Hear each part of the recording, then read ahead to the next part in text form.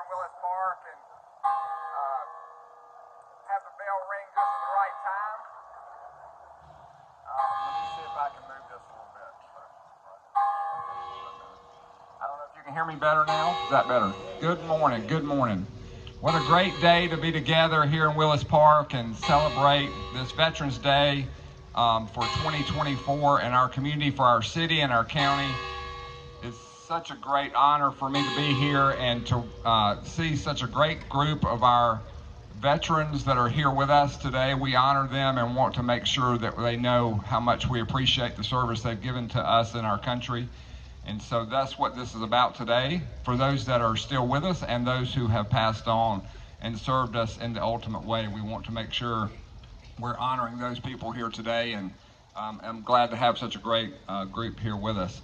On behalf of the City Council and those county commissioners, we certainly appreciate those people who have given their service to our country. And so without further ado, we'll get started with our program here on this Veterans Day. First off, I'm going to ask our Councilman Don Whaley to come give an invocation.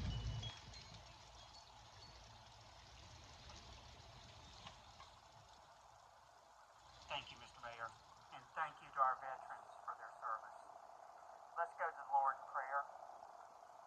Dear Heavenly Father, we want to thank you and praise you for this day. We want to thank you for our veterans and their families. We want to thank you for giving them a servant's heart and a desire to serve this great nation. We want to thank you for the many freedoms that we enjoy today and ask that you give this nation a heart of gratitude for the great price that our veterans paid for those freedoms. We ask that you pour out your love, mercy, and grace on our veterans and their families. We ask for healing for their wounds, both seen and unseen. We ask that you fill their hearts with the peace that can only be found in a loving and forgiving God. We ask all this in your Son's holy and precious name. Amen.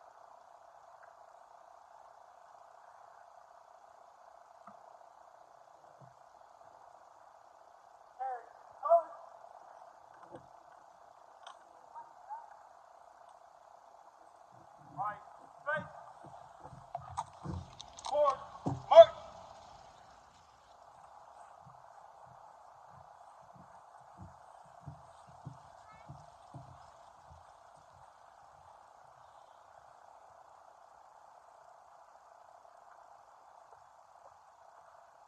Color guard, halt, left, straight, reset, forward.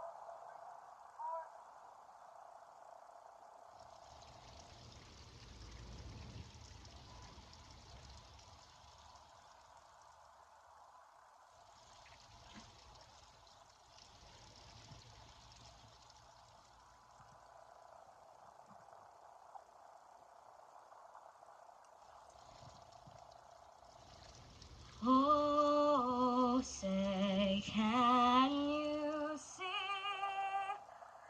by the dawn's early light what so proudly we hailed at the twilight's last gleaming, whose broad stripes and bright stars through the perilous fight o'er the ramparts we watched were so gallantly streaming, and the rocket's red glare, the bombs bursting in air, gave proof through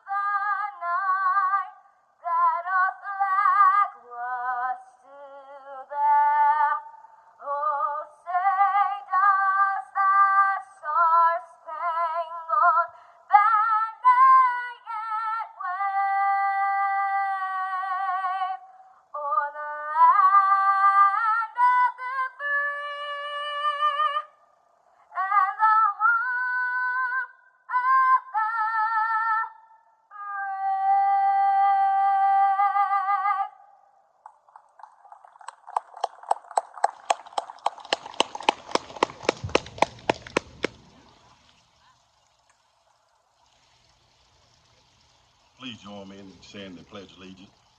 I pledge allegiance to the flag of the United States of America, to the republic which stands one nation, under God, indivisible, with liberty and justice for all.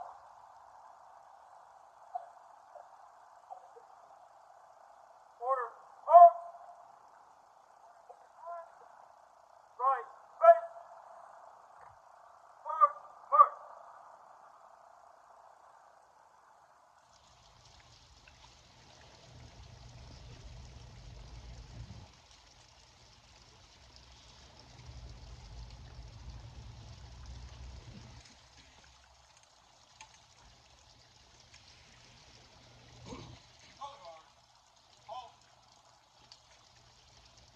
Order, call it.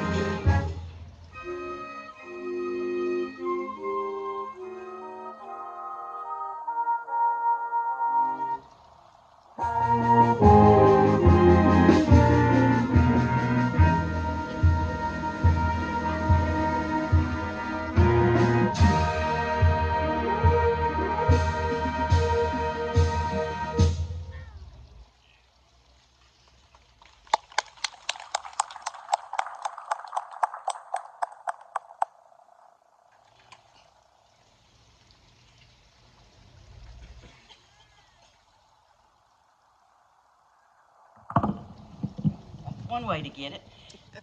Thank you. Thank you to the BHS Band. And y'all, this was the second time I've heard Scotland sing the National Anthem. And I want to cry every time I hear her. She's in the 4th grade, y'all. I just want to share that. She's amazing.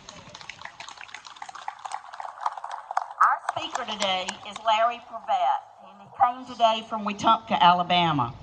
He's a Bainbridge native, though, and he'll tell you he's really from Diffie, West Bainbridge.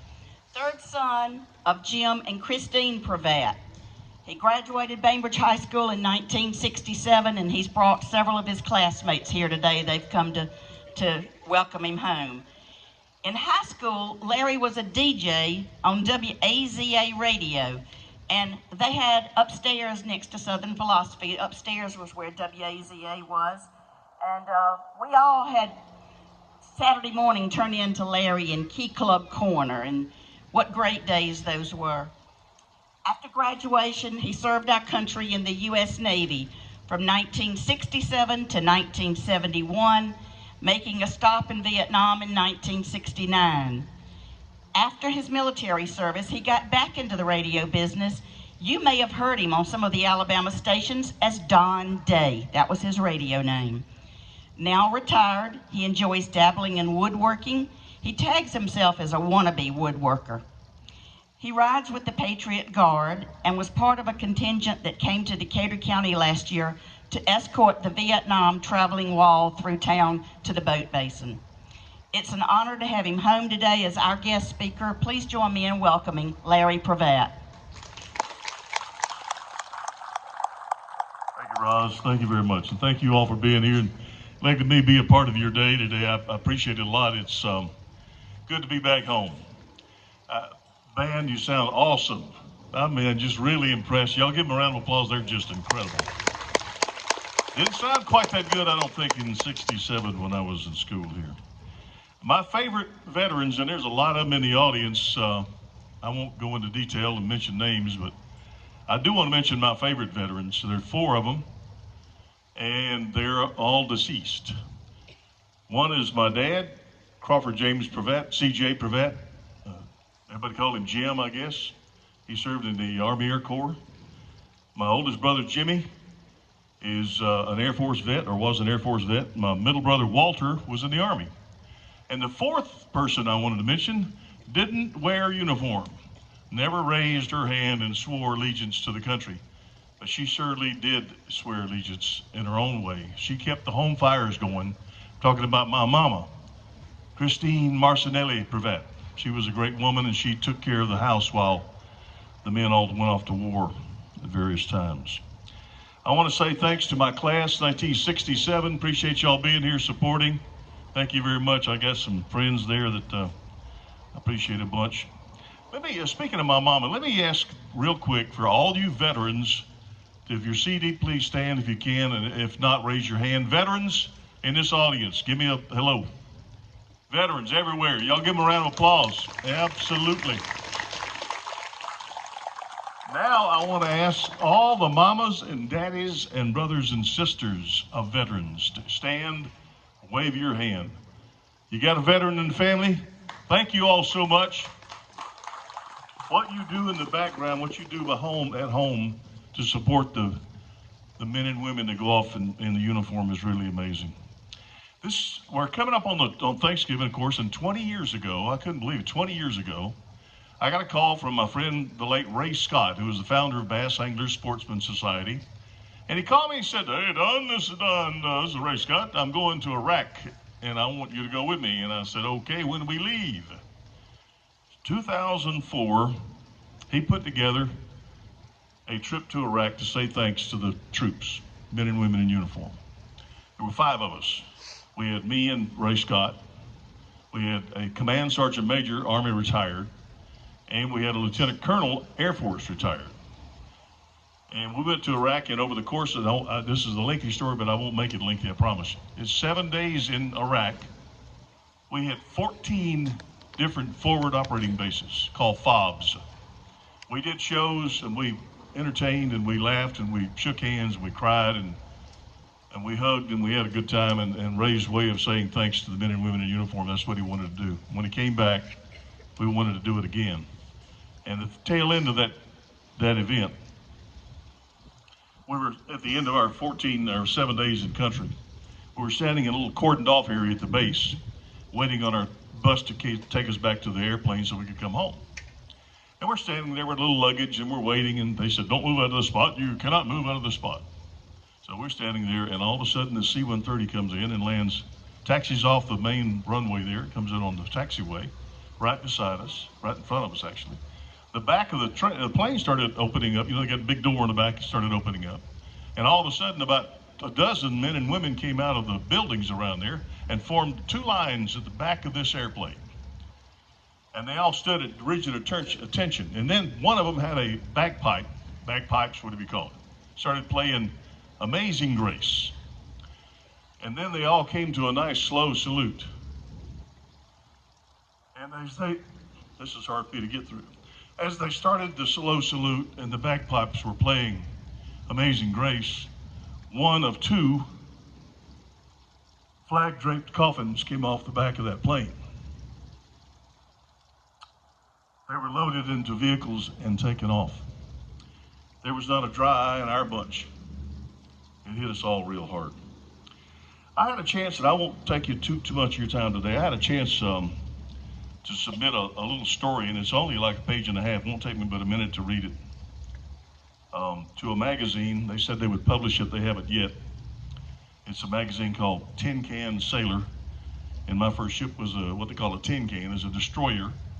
And below this destroyer, as far as the size of ships, is a DE, a destroyer escort.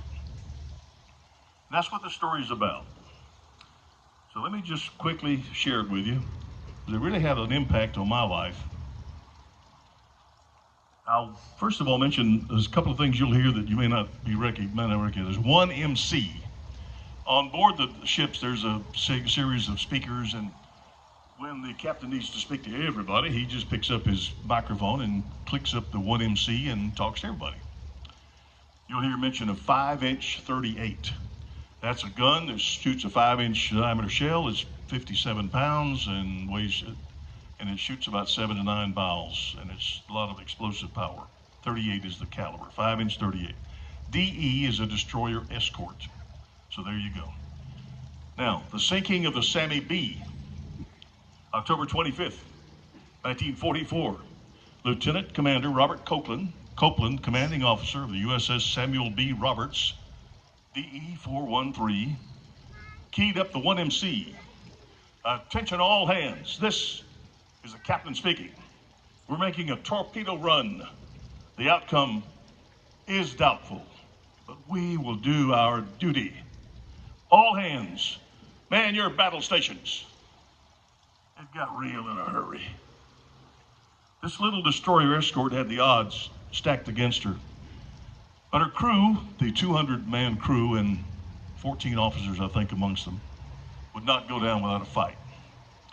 They fired their torpedoes. They fired their 20 and 40 millimeter anti-aircraft guns. They fired over 600 rounds from her 5-inch 38.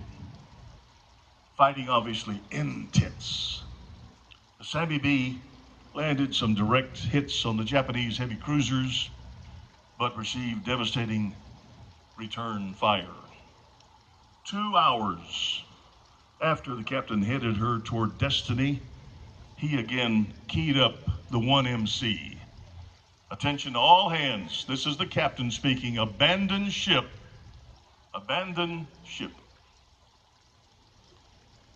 3 life rafts, over 100 men treading water, clinging to anything that would float, scared, tired, covered in oil, waiting for rescue, watching for sharks. They waited and waited. Day turned to night, another day, another night. Over 50 hours later, rescue. Fast forward to November 9th, 2021. Just a few days ago, 2021. Clanton, Alabama was the place. Lunchtime. I ride, as Roz mentioned, with the Patriot Guard, and we had been invited to a birthday celebration in Clanton, Alabama for a tall, lanky country boy. His name is Adred Lenoir, A-D-R-E-D Lenoir. You can look him up. He's a great guy. Was a great guy. He was 98 years old when I saw him in 2021. He was the last surviving sailor from the Sammy B. The last 10 years of his life were spent in the patriotic, loving, caring family of a young couple named Clint and Janetta Jones. They had offered him their house to live in. He needed a safe environment in his later years. They welcomed him in, became part of really of his family, their family. And that day at lunch, I had the pleasure of sitting next to him at the dining table. His memory, ladies and gentlemen, at 98 years old, was sharp as a tack. He recalled in vivid detail those horrific hours in battle and in the waters of the Leyte Gulf. Fate steps in. About 5 months after that lunch, Adred Lenoir's watch ended, March 20, 2022. And a few months after his passing, a search team using specialized deep water equipment found the resting place of the USS Samuel B. Roberts, 4.5 miles below the surface. She was referred to as the destroyer escort that fought like a battleship. Those men were tough. At the end of my story, I wrote, "Rest in peace, Petty Officer Lenore, to you and all your shipmates. Stand down, we have the watch." I hope you'll take a moment to look up Adrian Lenore, look up the Samuel B. Roberts, look up the Patriot Guard, find out more about us. And I want to thank you all for being here. Thank you for letting me be part of your day today. We appreciate it. Enjoy, celebrate United States veterans. We appreciate you all. I salute you.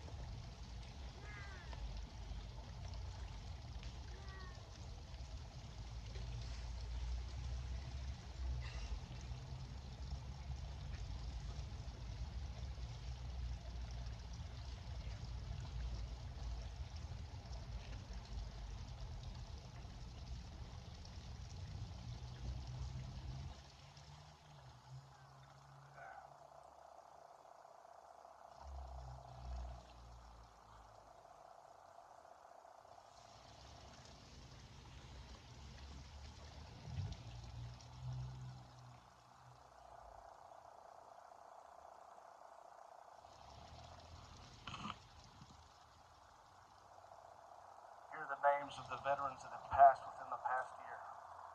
Leaston Batwell, Edwin Boyd, Dr. Glenn W. Brown, Kenneth Hugh Chandler, St. Elmo Harrison, Kenneth Colbert Horn, Robert Stanley Moore, James Harold Oliphant, Judith H. Parker, Jimmy Phillips Sr., Jody Trollinger,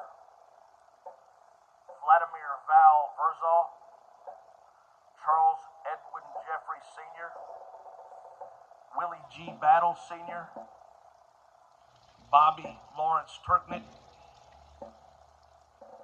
Willard Ricky Musgrove, Mark John Woodley, John William McCown Sr., Leonard Christopher Hatcher, Billy William Smith, Ralph Bradwell Murray, Joel Milburn Hughes, Charles Alton Harden Sr., Ricky Lee Trammell, Albert Timothy Cato, Joseph Milton Higdon,